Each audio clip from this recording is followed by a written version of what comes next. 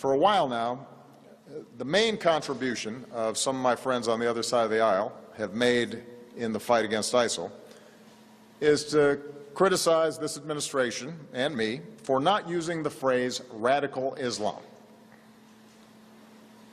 That's the key, they tell us. We can't beat ISIL unless we call them radical Islamists. What exactly would using this label accomplish? What exactly would it change? Would it make ISIL less committed to trying to kill Americans? Would it bring in more allies? Is there a military strategy that is served by this?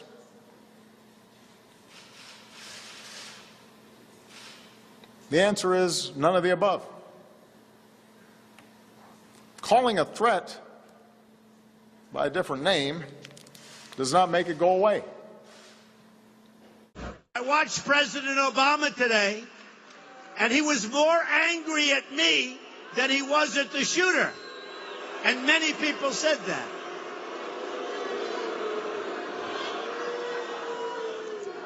One of the folks on television said, boy, has Trump gotten under his skin.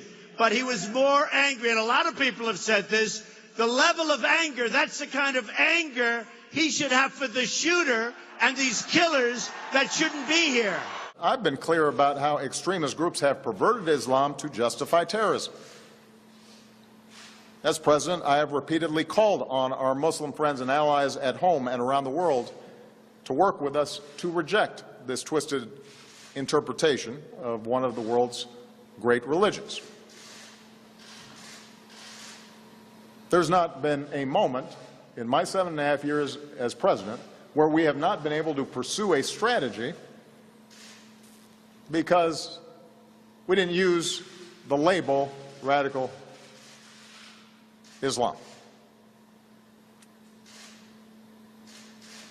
Not once has an advisor of mine said, man, if we really use that phrase, we're going to turn this whole thing around. Not once. So if someone seriously thinks that we don't know who we're fighting,